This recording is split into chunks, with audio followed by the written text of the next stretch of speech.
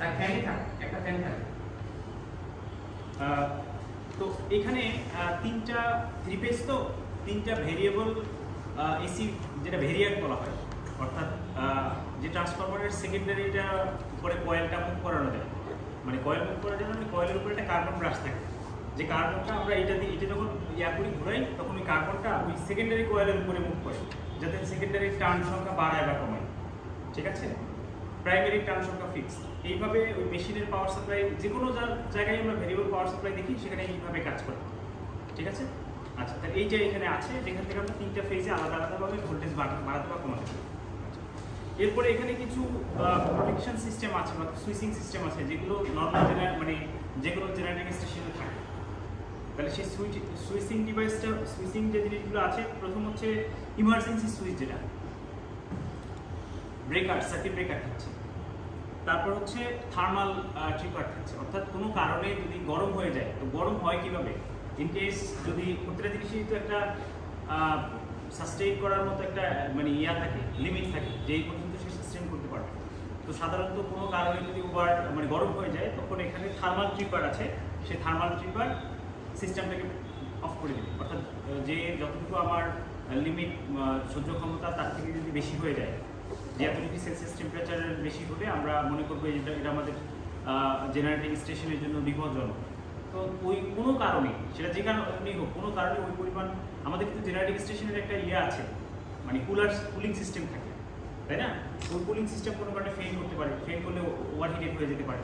সেইগুলো শনাক্ত করার জন্য এখানে একটা থার্মাল ট্রিপার আছে, যার কাজ হচ্ছে মানে এক্সেসিভ গরম হয়ে গেলে সে ট্রিপ করে বন্ধ করে দেবে। সো এই ধরনের একটা প্রোটেকশন থাকে। তো এটা হচ্ছে আমাদের এই পার্টটা।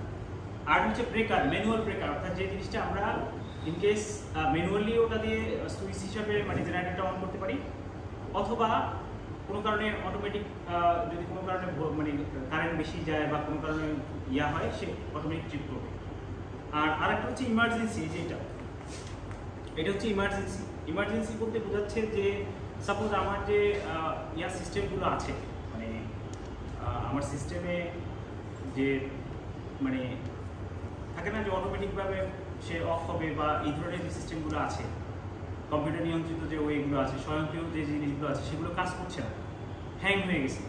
ওই অবস্থায় যাতে আমি একটা চাবি বা একটা সুইচ দিয়ে একদম মানে যে অবস্থায় হোক, বিপদ, আগুন লাগছে বা কোনো একটা কিছু হয়েছে, একদম আমি এই সিস্টেমটাকে শার্ট করে দিতে পারবো। এটা হচ্ছে এইটা, অর্থাৎ একটা লক আছে, যে লকটা আমি যদি এভাবে দিই, এই এটা অফ হয়ে গেল, আমার সিস্টেম অফ হয়ে গেল, এভাবে করে দিলে সিস্টেম অফ হয়ে গেল। ঠিক আছে, এটা আমি একদম এটা কি মেকানিক্যালি আমি জিনিসটাকে অফ করছি, ফোর্সফুলি।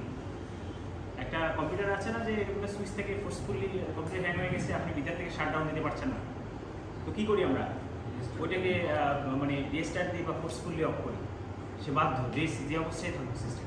ওইটাই হচ্ছে এটা। এখন যদি এটাকে দিয়ে দিই, ঘর পিছনের দিকে চলে আসবে, সিস্টেম অন হয়েছে। ঠিক আছে, আচ্ছা, এইখানে দুটো জিনিস দেখা যায়। এই দুটো জিনিস হচ্ছে যে আমি আমার লোডে পাওয়ার দিচ্ছি, আবার লোডের পাওয়ার অফ করে দিচ্ছি। আমার জেনারেটর অন আছে, বাট লোডে আমি এখনো পাওয়ার দিইনি। আমার ট্রান্সমিশন লাইন বা আমার যে সিস্টেম, সেখানে আমি পাওয়ার দিইনি। সেই সিস্টেমের পাওয়ার দেওয়া বা না দেওয়া এই দুটোর উপরে, বা সিস্টেমের পাওয়ার আছে, সেই অবস্থায় আমি কোনো কারণে আমার জেনারেটর অন থাকবে, বাট আমি সিস্টেমকে বন্ধ করব, এরকম হতে পারে না? আচ্ছা, এরকম কখন হতে পারে, জেনারেটর অন আছে বাট সিস্টেমে আমাকে স্টার্ট করতে হচ্ছে বাধ্য হয়ে।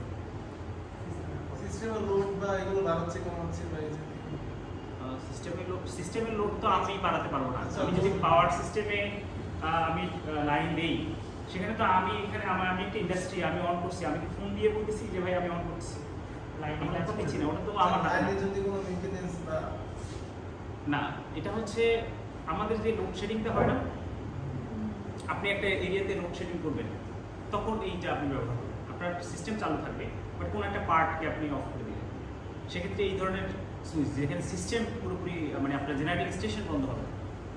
ঠিক আছে, এক হচ্ছে জেনারেটিং স্টেশন বন্ধ করে দেওয়া, আর হচ্ছে জেনারেটর অন থাকবে, আমার পাওয়ার এভরিথিং ইজ অলরাইট, বাট আমি কোনো একটা জায়গাকে আমি অফ করে দিই। এখন এই যে লোডশেডিংটা দেয়, এই লোডশেডিংটা কি প্রোটেকশনের কোনো পার্ট, নাকি পাওয়ার নাই সেই জন্য দিচ্ছে, নাকি ইচ্ছা করেই দিচ্ছে? আচ্ছা, কার কি মত?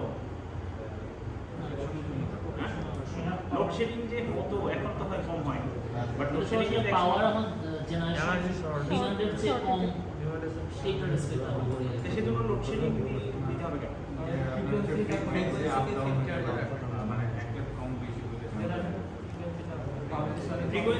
ফ্রিকোয়েন্সির সাথে কি লোডের সম্পর্ক আছে? আছে। ফ্রিকোয়েন্সির সাথে রোটেশনের সম্পর্ক আছে, জেনারেটর রাইট, পাওয়ার ইনপুটের সম্পর্ক আছে। এনিওয়ে, তো এখন কথা হচ্ছে যে সাপোজ এখানে আমি 1000 মেগাওয়াট আমার ঢাকা শহরের চাহিদা আছে, রাইট? তো আমি এখন 1000 মেগাওয়াটের দুটো জেনারেটর আমি চালু করলাম, জেনারেটিং স্টেশন আমার চলছে, যারা গ্রিডে 1000 মেগাওয়াট পাওয়ার দিচ্ছে।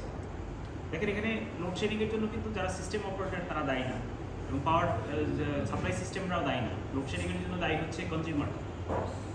এখন আমি দেখতেছি যে আমার এখানে 1000 মেগাওয়াটের ডিমান্ড আছে, আমি 1000 মেগাওয়াট চালু করলাম।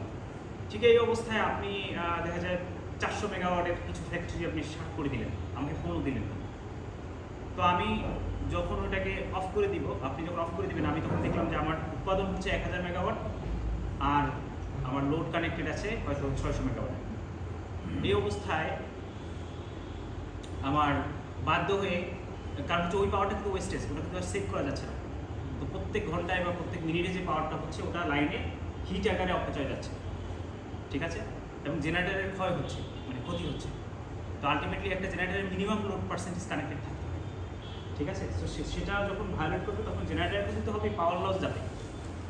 তো এই যে এইটাকে আমরা সিস্টেম লস বলি, অর্থাৎ সিস্টেমে লসটা চলে যায়। এটা কিন্তু সিস্টেম লসটা কিন্তু এরা তৈরি করে না, তৈরি করে কনজিউমার, আবার গালিগালাজ করে কনজিউমার, যে system loss is a kind of mystery for which you are taking money from us. System লসটা তো কনজিউমারের ঘটে, হঠাৎ করে সে কিছু জিনিস শার্ট করে, সেই শার্ট করার সময় ওই শার্ট করা সেটা শনাক্ত করা এবং শনাক্ত করে জেনারেটর অফ করে দেওয়া, এই দুইটার সময় যে টাইম ব্যবধানটা হয়, এই ব্যবধানে যে পাওয়ারটা সিস্টেমে লস যায়, সেটা তো যারা জেনারেটিং স্টেশন চালায় তারা ব্যয় করছে না, মানে তাদের জন্য হলো না, এটা তো কনজিউমারের জন্য হলো। আচ্ছা, সেকেন্ড হচ্ছে এখানে আরেকটা যে ব্যাপার কাজ করে সেটা হচ্ছে যে হঠাৎ আমার লোড এখন কত আছে 600, আমি কী করলাম, একটা জেনারেটিং স্টেশন বন্ধ করে দিলাম, ওখানে কিছু সিস্টেম লস গেল, ঠিক আছে? সেকেন্ডলি আবার কী করলো, ঘন্টাখানেক পর আরও 5টা ইন্ডাস্ট্রি চালু করে দিল, কিন্তু ফোন দিয়ে জানাই। তো আমি দেখলাম আমার 600 মেগাওয়াটের জেনারেটর যখন চালু আছে সেই অবস্থায় 1200 মেগাওয়াট লোড কানেক্টেড হয়ে গেছে। এখন আমার এই জেনারেটরটা নিতে পারবে না। এখন এই অবস্থায় জেনারেটরের কিন্তু ক্ষতি হবে, জেনারেটরের কিন্তু ওভার কারেন্ট যাবে, রাইট? যেটা জেনারেটরের মানে বার্ন আউট হয়ে যাওয়ার মতো পরিস্থিতি হবে। তো এখন যদি এটা হয়, ভোল্টেজ ড্রপ হয়ে যাবে, লাইনের ভোল্টেজগুলো ডাউন হয়ে যাবে। এই যে আন্ডার ভোল্টেজ হওয়ার একটা কারণ হচ্ছে এটা লোড বাড়ানো, ঠিক আছে? আচ্ছা, তো সেক্ষেত্রে ওরা কী করে, ওরা তখন কম ইম্পোর্টেন্ট যে এরিয়া আছে, আচ্ছা এখন কথা হচ্ছে ওরা একটা জেনারেটর চালু করলেই তো হবে না। আমরা মেশিন করেছি না, মেশিনে আমরা দেখেছি একটা জেনারেটর গ্রিডে লাগানো হয় 3টা ক্রাইটেরিয়া মিট করতে হয়, ফ্রিকোয়েন্সি, বেস আর হচ্ছে ভোল্টেজ। এই 3টে ক্রাইটেরিয়া মিট করতে মিনিমাম 20 মিনিট টাইম লাগে, কারণ ওই ভোল্টেজের ওই রোটেশনে আসতে প্রায় 20 থেকে 25 মিনিট টাইম লাগে। এই 20 থেকে 25 মিনিট কি ওই যে এক্সিস্টিং জেনারেটর চালাতে পারবে? পারবে না। তখন সে বাধ্য হয়ে কোনো একটা নন ইম্পর্টেন্ট এরিয়াকে বন্ধ করে ওই মানে ওইটা মেশিনটা সিনক্রোনাইজ করে তারপরে আবার পাওয়া। এই যে টোটাল প্রসেসে 1 ঘন্টা আধা ঘন্টা লেগে যায়, 40 মিনিট 50 মিনিট লেগে যায়। তো এটা তো ওনাদের জন্য হলো না, এটা কাজের জন্য হলো। এক হচ্ছে সে যদি লোড কমায় দেয় কনজিউমারটা, তাহলে লোড সিস্টেম লস হয়, আর যদি লোড বাড়ায় দেয় তাহলে আবার প্রোটেকশনের জন্য আমাকে বন্ধ করে দিতে হচ্ছে। দুটো জিনিসের জন্য কিন্তু কনজিউমার দেয়, কিন্তু আমরা কিন্তু এই জিনিসটা মনে করি না, ঠিক আছে? আমরা মনে করি যে অন্য কিছু। আচ্ছা, এবার দেখা যাক এই জায়গাতে, তাহলে এই হচ্ছে আমার টোটাল সিস্টেম। তাহলে এখানে প্রত্যেকটা জিনিসের কাজ যদি আমরা বেরি করি, এইখান থেকে আমার 3টা লাইন বেরোয়, লাইন 1, লাইন 2, লাইন 3, ক্লিয়ার? দেখলো?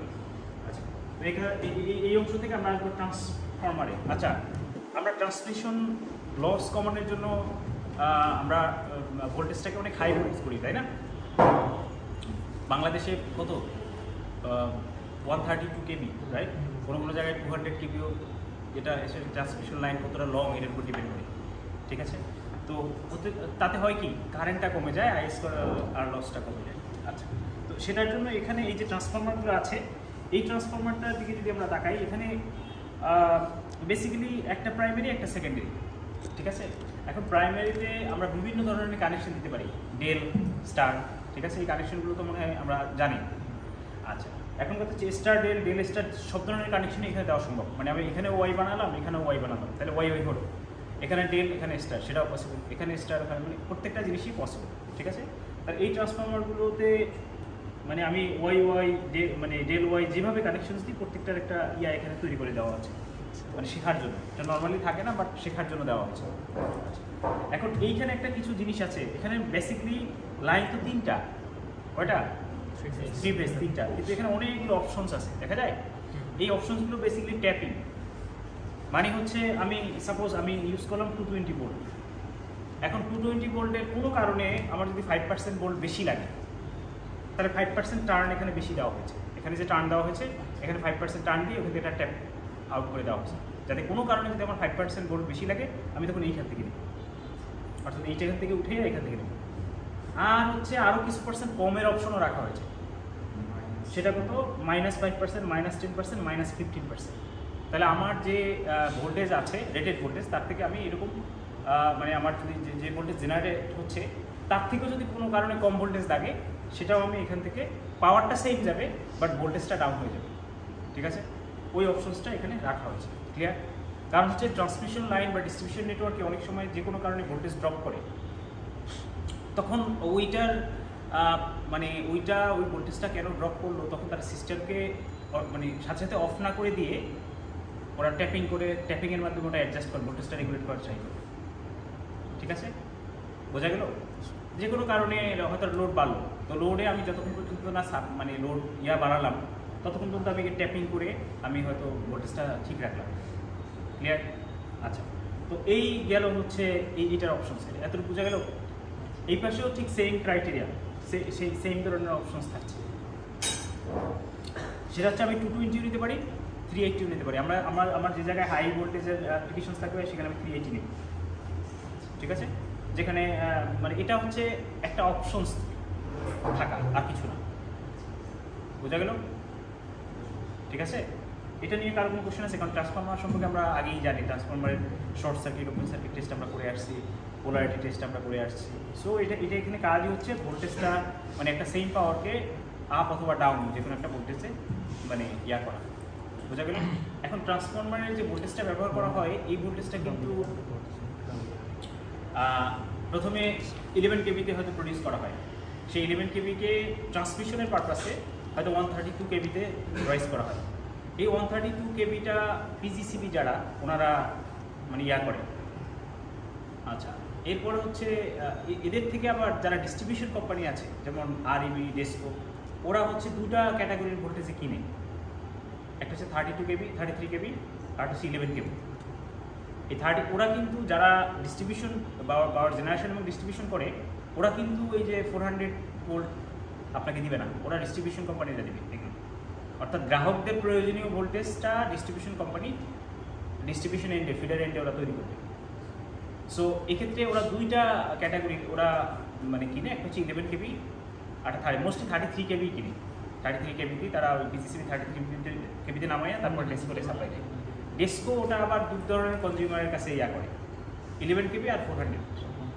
11 কেবি হচ্ছে যারা ইন্ডাস্ট্রি চালায়, বড় বড় নেটওয়ার্ক মানে ব্যবহার করে, তাদের জন্য পাওয়ারটা 11 কেবিতে দেওয়া হয়।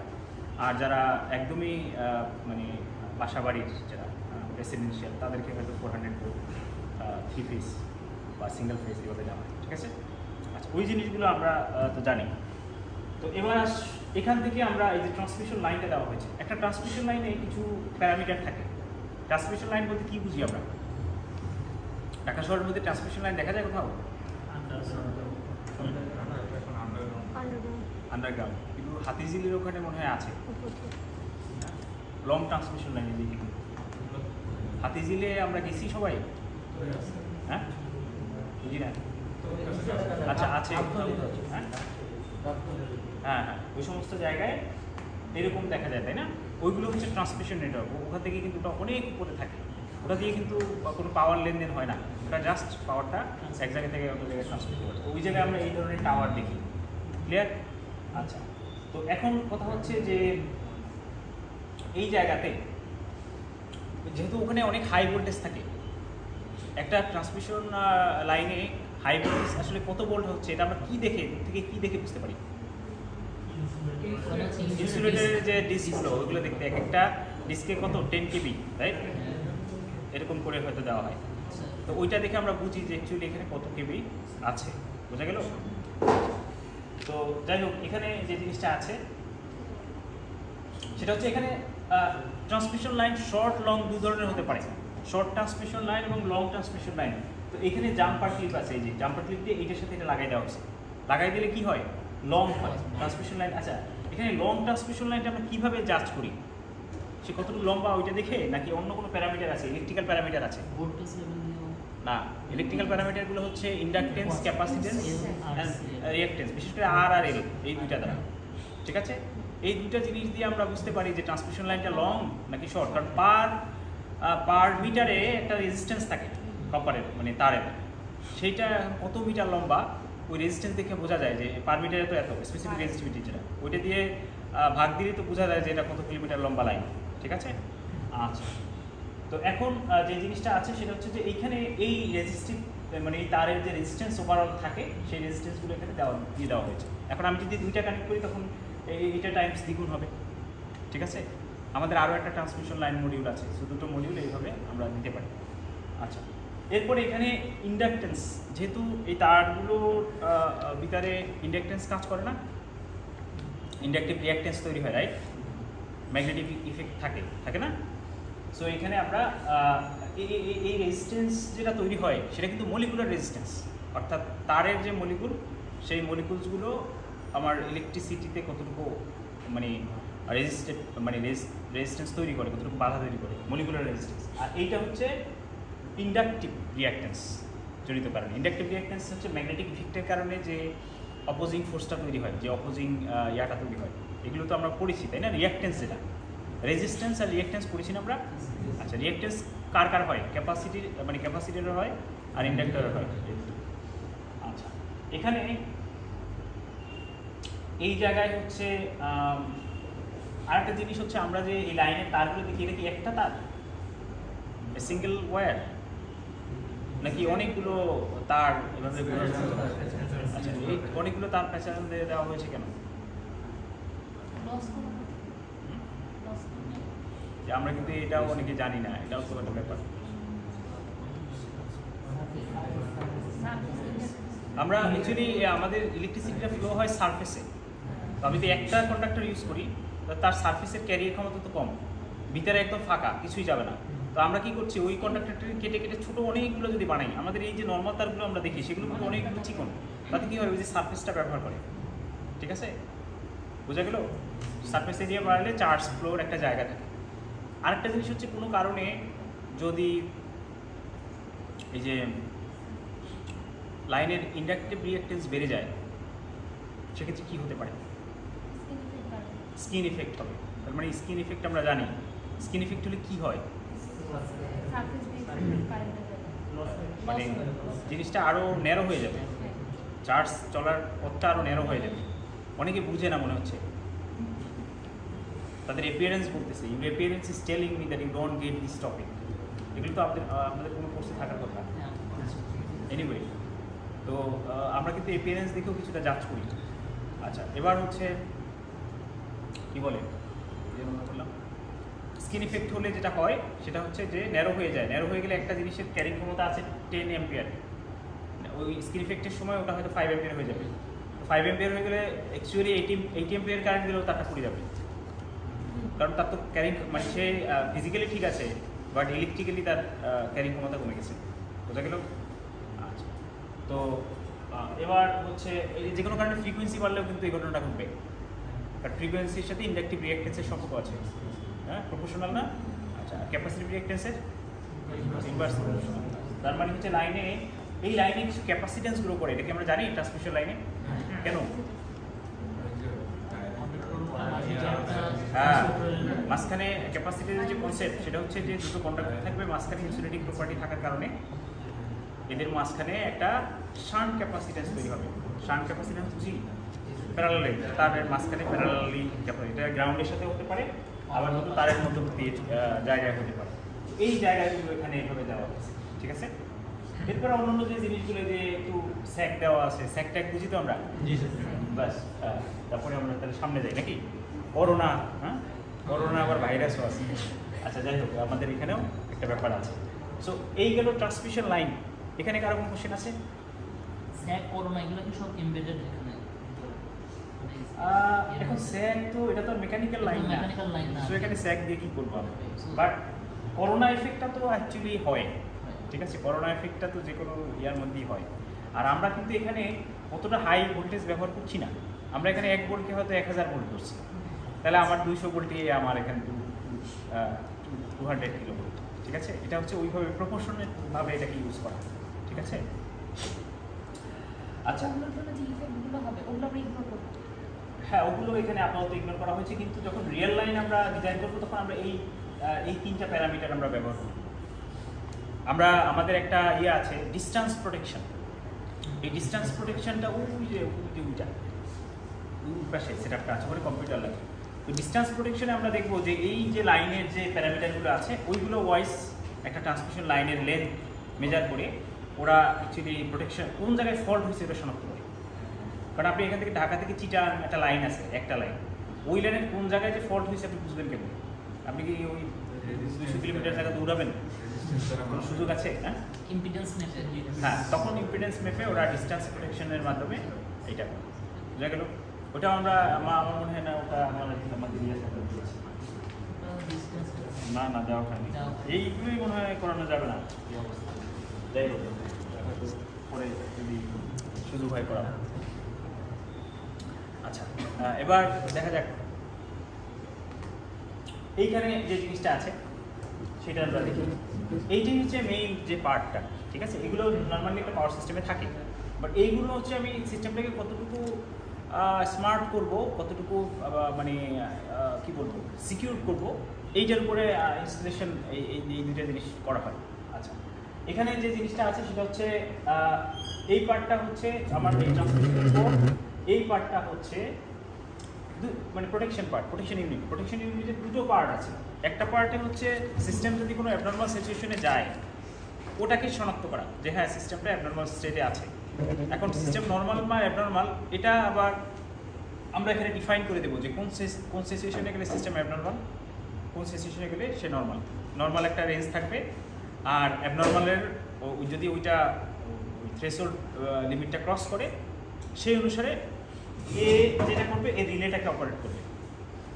তো রিলেটা অপারেট করার জন্য যেটা আছে দেখেন, এই জিনিসগুলো কিন্তু অ্যাকচুয়ালি আমাদের যে হাবিব স্যার আছেন, আপনারা তো চিনেন, হাবিব স্যারের কিছু স্টুডেন্টকে থিসিসেও এই জিনিসগুলো ডিজাইন করতে দেওয়ার চিন্তা ভাবনা করেছেন।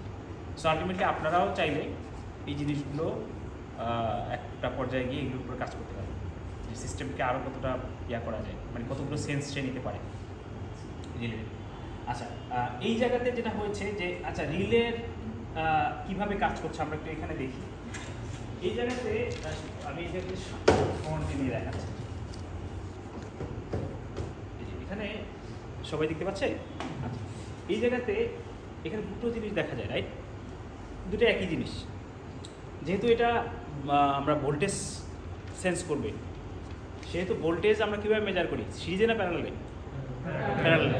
সেহেতু এটা প্যারালালে কানেক্ট হবে, সিস্টেমের সাথে প্যারালালে কানেক্ট হবে। তো প্যারালালে কানেক্ট হবে বলতে এই অংশটা শর্ট করে গ্রাউন্ডেড করা থাকবে, যে এখানে গ্রাউন্ডের অপশন দেওয়া আছে। তারপরে এই অংশটা শর্ট করে এখানে দেওয়া আছে। আমরা যদি এই তারটা পটেনশিয়াল পার্টের সাথে কানেক্ট করে দিই, এই অংশটা শর্ট হয়ে গ্রাউন্ডেড হয়ে যাবে। আর এই অংশে আমরা 3টা লাইন, এই হচ্ছে এটা পাওয়ার কানেকশন। আচ্ছা, এর বাইরে যেটা আছে যে এই যে দুটো রিলের কথা বলা হয়েছে, এই দুটো রিলে একটা হচ্ছে উপরে একটা নিচে দেওয়া আছে। এখন এই রিলে কীভাবে কাজ করে এগুলো আপনাদের কোর্সের মধ্যেও আসবে। আমি জাস্ট শর্টে বলছি যে একটা রিলের মোট 5টা টার্মিনাল থাকে বেসিক্যালি, কিন্তু 3টা টার্মিনাল হচ্ছে বেসিক্যালি তার একটা হচ্ছে মেইন, আর দুইটা হচ্ছে দুইটার মধ্যে ইন বিটুইন সুইচ করবে সে। এই মেইন হচ্ছে ওয়ার্কিং কম্পোনেন্ট হচ্ছে এই 3টা, মানে ওয়ার্কিং কানেকশন হচ্ছে এই 3টা, আর বাকি দুটো হচ্ছে রিলেকে এনার্জাইজ করার জন্য যেটা বলা হয়, ঠিক আছে? তো রিলেকে এনার্জাইজ করা মানে হচ্ছে রিলের মধ্যে একটা কয়েল থাকে, যে কয়েলটা চুম্বক হয়ে যাবে।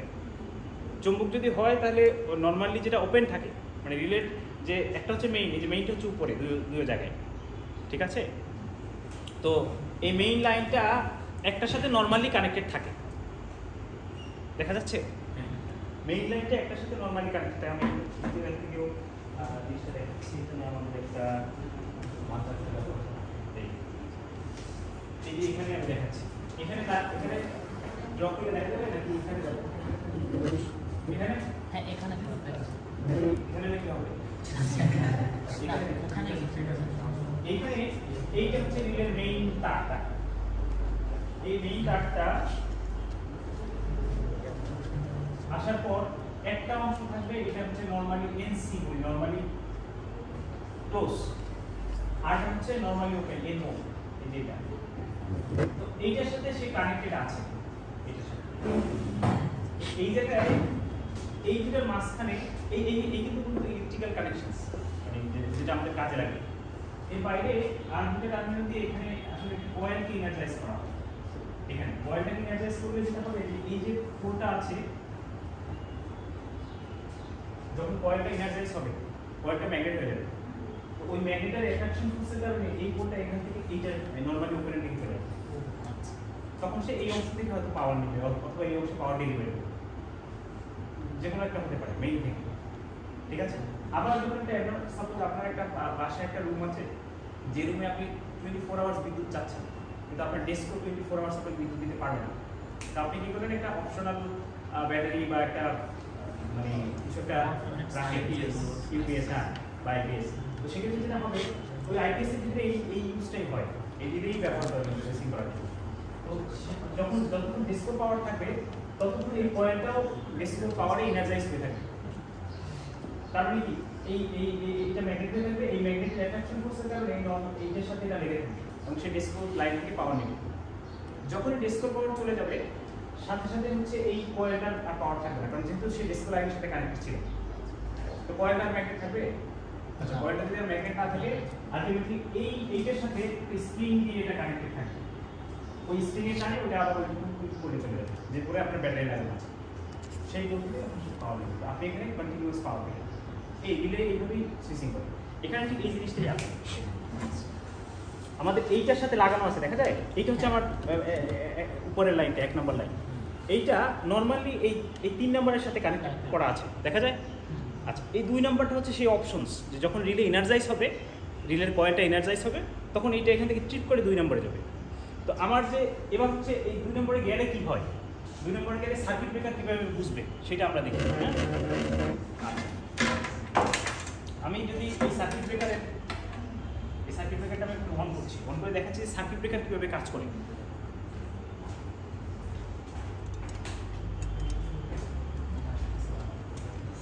আচ্ছা, এটা অন হয়েছে, রাইট? এই সার্কিট ব্রেকারটা এখন আমি যতই অন করি কোনো কাজ করছে না, সে করছে, এটার কোনো ফাংশনই নেই এখন। আচ্ছা, এইখানে কোনো কারণে সার্কিট ব্রেকারের এই দুটো টার্মিনালকে যদি শর্ট করে দিতে পারি, রাইট, তাহলে এই সার্কিট ব্রেকারটা কাজ করবে। যেমন আমি এইটার সাথে আমি সবগুলোই ব্যাখ্যা দিচ্ছি, কিন্তু এখন জাস্ট অপারেশনটাকে দেখাই নিচ্ছি সেইভাবে কাজ করে।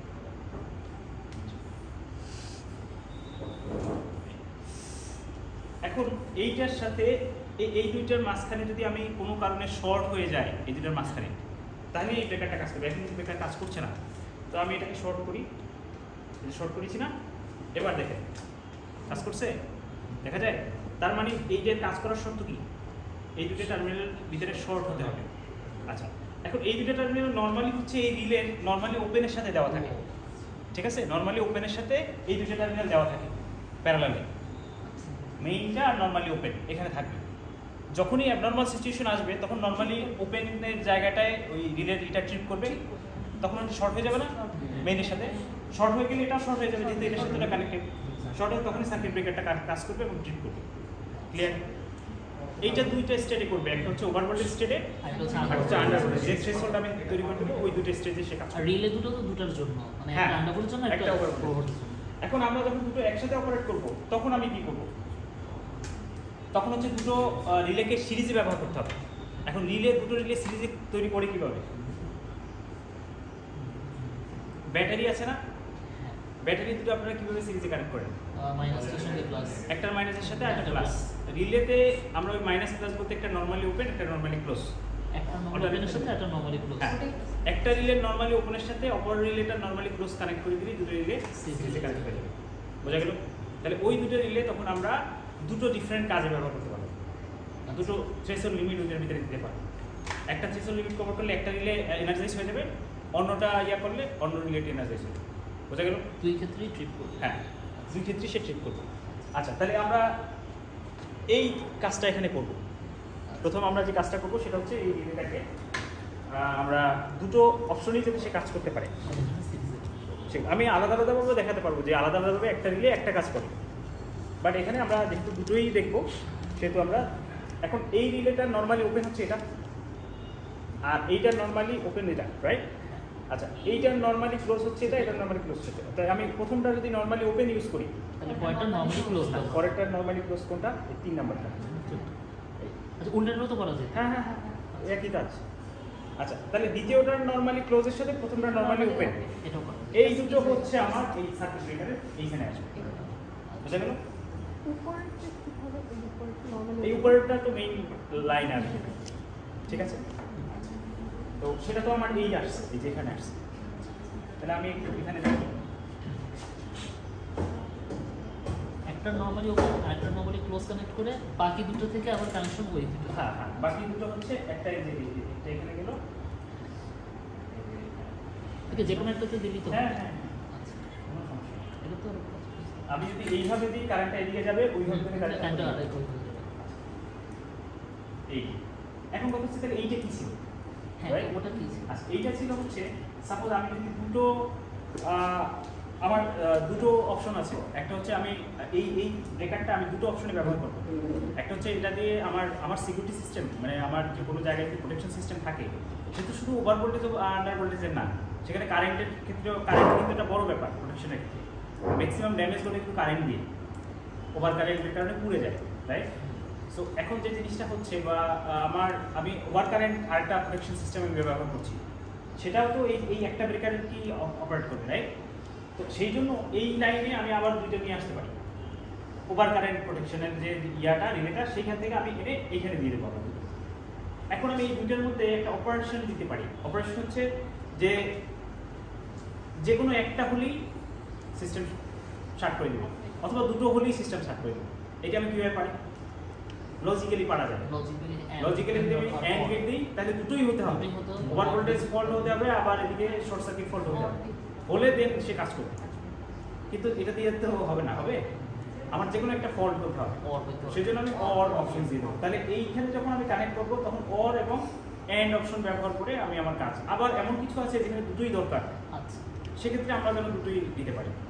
মানে ওই দুটো আসলে লজিক্যাল বাটন আর কি। হ্যাঁ হ্যাঁ, ঠিক আছে।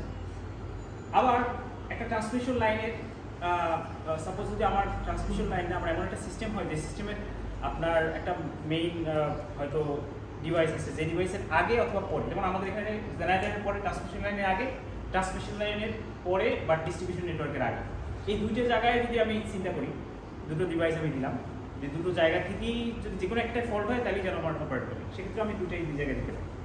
এখন যেহেতু আমরা একটা ব্যবহার করছি, বাকিটা আমাদের কী করতে হবে? শর্ট করে দিতে হবে।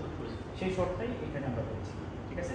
আচ্ছা, সাপোজ হচ্ছে যে আমি এখন শর্ট করবো না, মানে আমি অডটাই চাই, তাহলে কানেকশনটা বের করবো।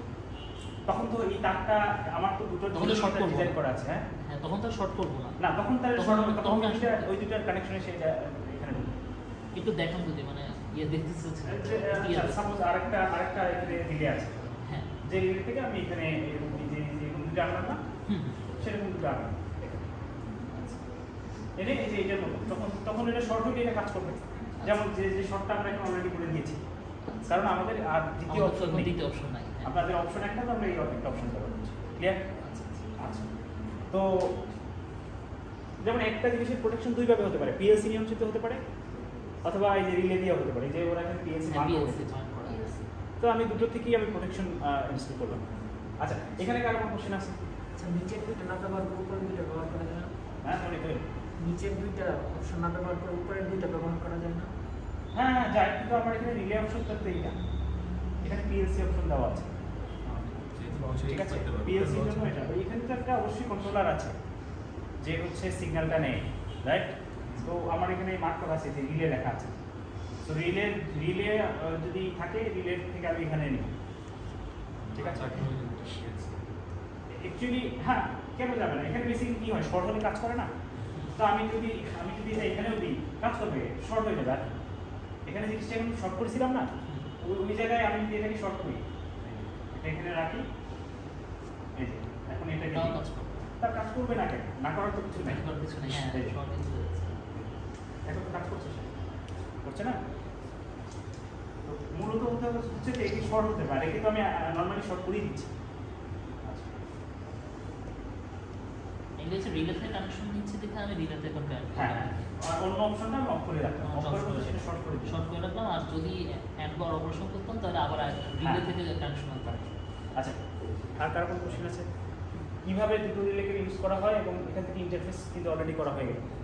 তাহলে আমরা রিলে আমাদের মানে ডিটেকশন ইউনিট আর এক্সিকিউশন ইউনিট দুটোর মাঝখানে আমরা ইন্টারফেসিংও করেছি, এবং দুটো এটা কীভাবে কাজ করে, এক্সিকিউশন সিস্টেমটা কীভাবে কাজ করে সেটা আমরা দেখেছি। এবার হচ্ছে এ কি কোন ক্রাইটেরিয়াতে সেন্স করবে সেটাকে আমরা ডিফাইন করবো, এটাও কিন্তু মেইন। আচ্ছা এইটা এই জায়গায় ম্যানুয়ালি দেওয়া যায়, কিন্তু ম্যানুয়ালি বলতে কি ফিজিক্যালি কোনো একটা হয়তো ইয়ে আছে, নব আছে, সেটাকে মানে ইয়ে, কিন্তু আমাদের যে অন্য রিলেগুলো আছে, আমাদের আরও অনেকগুলো রিলে আছে, ওই সমস্ত রিলেগুলোর ক্ষেত্রে আমরা এই ম্যানুয়ালি দিতে পারবো না। ওখানে আমাদের কম্পিউটারের মধ্যে ডাটা দিয়ে দিতে হবে যে এত সেকেন্ড, এখানে আমি সেকেন্ডের অপশন আছে, টাইমের অপশন আছে, সেটা আমি মোড়াইয়ে দেবো আমার মতো করে। ওখানে হচ্ছে আমি একটু টাইপ করে দেবো, এইটার থেকে ওটার অ্যাকুরেসি বেশি করে। ডিজিটাল হ্যাঁ, কারণ ও এক্স্যাক্টলি আমি যদি দিই 5.5 সেকেন্ড বা 5.532 সেকেন্ড, ও এক্স্যাক্টলি ওই সময়ই সে কাজ করবে। 5.531 সেকেন্ডেও সে কাজ করবে, ঠিক আছে। নর্মালি ওইগুলোই ব্যবহার হয়, এই ম্যানুয়ালগুলো এখন কম ব্যবহার হয়, ঠিক আছে। এখানে আপনি বললেন যে ঘুরিয়ে চেঞ্জ করা যায়, অপশনটা কোথায়? এটা টাইম হ্যাঁ এই তো ওটা যে টাইমটা যে বললেন, আপনি নিজে কন্ট্রোল করতে পারেন ওটা। হ্যাঁ, ওইটা আমি দেখাচ্ছি, এটা আমি দেখাচ্ছি। আচ্ছা, এখন এইটাকে আমি একটু ফ্রন্টে নিয়ে আসি আবার, নাকি না এখান থেকে দেখা যায়? দেখা যায়, হ্যাঁ। একটু সামনে আনলে ভালো হয়, কারণ এই পাঁচ সেকেন্ড কিছু দেখা যায়।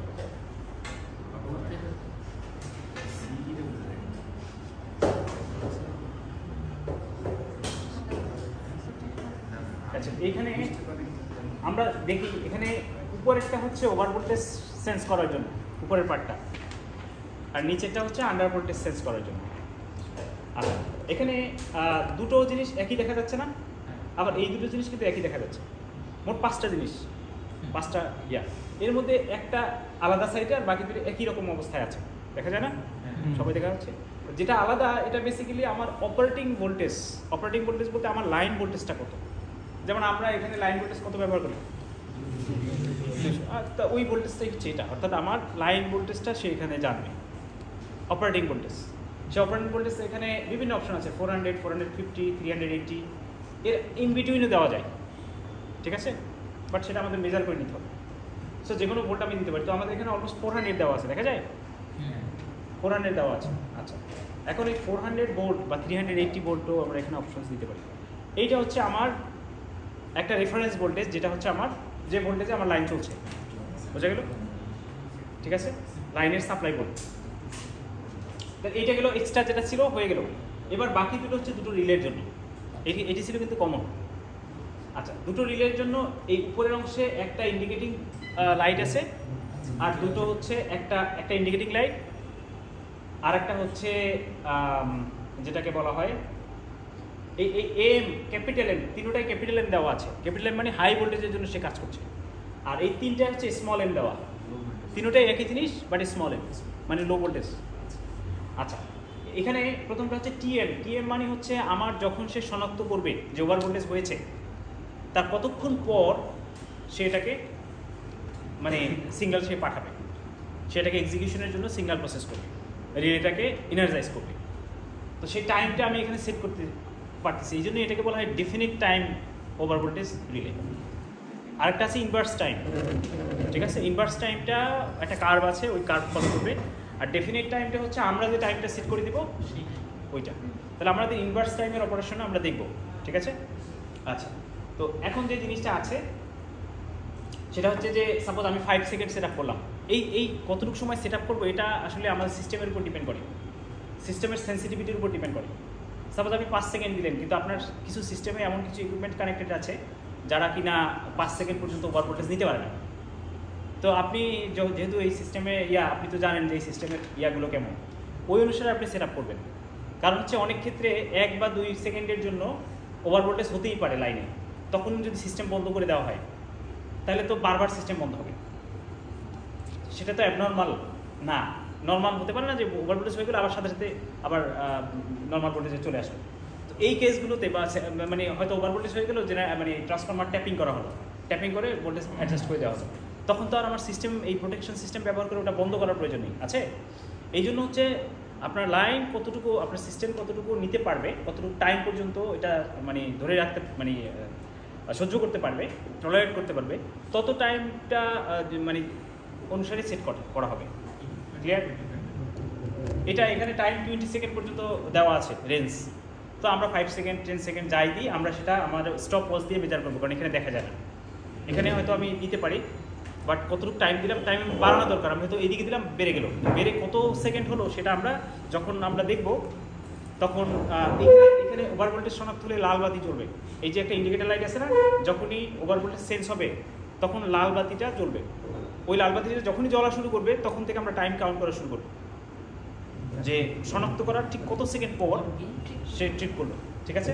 আচ্ছা, তাহলে এইটা আর এটার কাজ শেষ, এখন শুধু এইটা আছে। এটার কাজ হচ্ছে এখানে কিছু পার্সেন্টেজ দেওয়া আছে, মানে এখানে 20টা ঘর আছে। 20টা ঘরে আমি সেট আপ করতে পারবো যে আমি যে অরিজিনাল ভোল্টেজটা ধরছিলাম কত, সাপোজ 400 ধরেছি আমরা, আমার লাইন ভোল্টেজ 400। এই 400-এর কত পার্সেন্ট ভোল্টেজ বেশি হলে আমরা সেটাকে ওভার ভোল্টেজ ধরবো। সেটা 10% যদি আমরা ধরি তাহলে 40 ভোল্ট, তার মানে 440 ভোল্ট হচ্ছে আমার এখানে ওভার ভোল্ট। তার মানে 400 থেকে 440 ভোল্ট পর্যন্ত, মানে 439 ভোল্ট পর্যন্ত সেটাকে ওভার ভোল্টেজ ধরবে না, সে নর্মাল ভোল্টেজই ধরবে। 440 ভোল্টে গিয়ে যখনই আসবে তখন এখানে লাল বাতিটা জ্বলবে, এবং সেটা কত সেকেন্ড পর্যন্ত ওই 440 ভোল্ট সে ধরে রাখবে সেটা আমরা এখান থেকে সেট করে দিতে পারবো। ক্লিয়ার? বোঝা গেছে? আচ্ছা, তো এখন তার মানে আমরা এটা দ্বারা কি করি, পার্সেন্টেজ সেট করি যে কত পার্সেন্ট নর্মাল অপারেটিং ভোল্টেজের কত পার্সেন্ট ভোল্টেজকে আমি ওভার ভোল্টেজ হিসেবে শনাক্ত করলাম, সেটা আমরা সেট করি কোনটা দিয়ে, এইটা দিয়ে। এখানে 10%ই দেওয়া আছে। ক্লিয়ার? আচ্ছা, এরপরে হচ্ছে এখানে 20% পর্যন্ত আমি নিতে পারবো, টাইমও 20 সেকেন্ড পর্যন্ত। আবার এখন দেখা যাচ্ছে যে আপনি 100 ভোল্ট আছে, আবার 200 ভোল্ট হলে ওভার ভোল্ট অলমোস্ট দ্বিগুণ হয়ে গেল, ওই অপশন এখানে দেওয়া নেই। সাধারণত 20% পর্যন্ত আমরা এখানে সেট করতে পারি, যে ম্যাক্সিমাম 20% পর্যন্ত এই ডিভাইস দ্বারা ওভার ভোল্টেজ পর্যন্ত নেওয়া যাবে। আচ্ছা, বোঝা গেল? এবার হচ্ছে দ্বিতীয়টা ওই সেম কাজ, বাট দ্বিতীয়টায় ওইটা এই যে থ্রেশহোল্ড মানে যে ভোল্টেজটা আমরা ধরেছি এটা কি।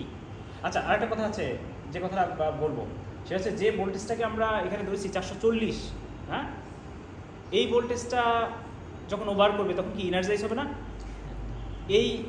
এই ট্রিপিং ইয়াটাকে বলা হয় এখানে এটাকে বলা হয় অপারেটিং ভোল্টেজ বা পিকআপ ভোল্টেজ। পিকআপ ভোল্টেজ বলা হয়, অর্থাৎ এই পিকআপ ভোল্টেজটা কিন্তু আমাদের নিতে হবে, যে কোন ভোল্টেজে যাওয়ার পরে সে শনাক্ত করলো ওভার ভোল্টেজ হয়েছে, অর্থাৎ রিলে এনার্জাইজ করো। আর আরেকটা এই আন্ডার ভোল্টেজের ক্ষেত্রে আবার যে পার্সেন্টেজটা ধরা হলো, ধরো আন্ডার ভোল্টেজ আমরা 10% ধরেছি। আচ্ছা, 10% ধরলে 400 থেকে 40 ভোল্ট, তার মানে 360 ভোল্ট। 360 ভোল্টের নিচে আসলেই সে এইখানে এই যে লাল বাতি সেটা চলবে, অর্থাৎ সে শনাক্ত করবে আন্ডার ভোল্টেজ হয়েছে। তারপর আমরা যে টাইম সেট করে দেবো ওই টাইম অনুসারে সে এক্সিকিউট করবে। সেটা আমি 20 সেকেন্ড ধরতে পারি, 15 সেকেন্ড ধরতে পারি, হোয়াটএভার মাইট বি। ঠিক আছে? কোনো কোশ্চেন আছে? তাহলে এই তো। আর কারো কোনো কোশ্চেন আছে? এটা রিলেভেন্ট। এটা আমরা কানেকশনস দেখেছি, এটা আমরা দুটো কীভাবে সিরিজে বা অপারেট করতে হয় সেটা দেখেছি। আমরা এখানে যেভাবে আমরা এই কীভাবে কাজ করবে সেটাকে কীভাবে আমরা ডিফাইন করবো সেটা আমরা দেখেছি, রাইট? আর এখানে ট্রিপ করলে কী হয়, কীভাবে এই ব্রেকারটা কাজ করে, ট্রিপিং সাহায্যে, সেটাও আমরা দেখেছি। আর কোনো কোশ্চেন আছে? এটা চেঞ্জ করে কি মানে স্ক্রু ড্রাইভার দিয়ে চেঞ্জ করতে হবে? হ্যাঁ হ্যাঁ, আমাদের এখানে একটা জিনিস আছে, এই যে এইটা দিয়ে আমরা এটা সেট আপ করতে পারবো। ঠিক আছে? বোঝা গেল? এখন কথা হচ্ছে এখানে একটা মডেল নাম্বার দেওয়া আছে নাকি, দেখা যায়? এই মডেল নাম্বার কারো কাছে কেউ যদি নিয়ে নেটে সার্চ দেয় তাহলে এইটার পুরো ডিসক্রিপশন ওখানে চলে আসবে, এটার সম্পর্কে আরও জানা যাবে। ঠিক আছে? প্রত্যেকটা ডিভাইসে দেওয়া আছে।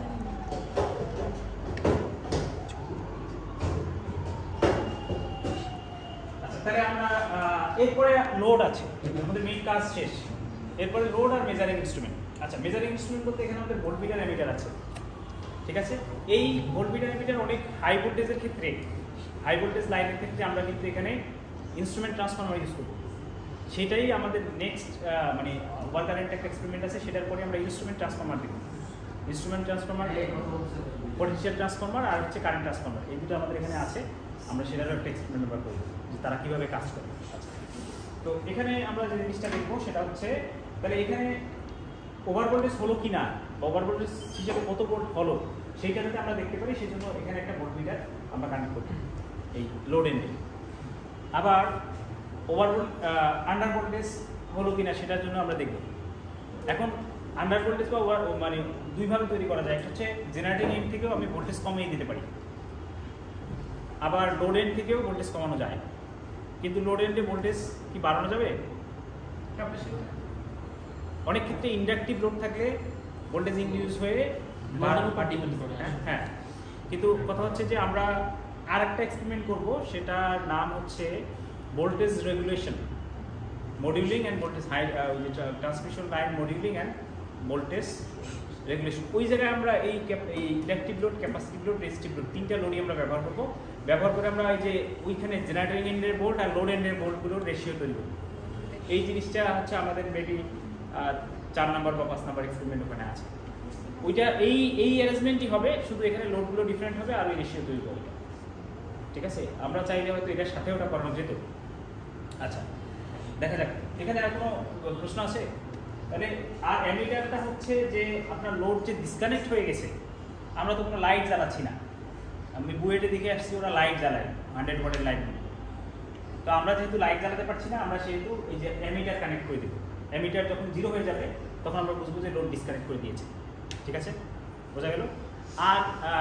আর একটা জিনিস পারা যায়, আমাদের একটা বাজার আছে এই যে এটা, যখনই লোড ডিসকানেক্ট হবে তখন এইটা মানে অ্যালার্ম বাজবে, এরকম ব্যবস্থা করে দেওয়া যায় এখানে, ঠিক আছে। আচ্ছা,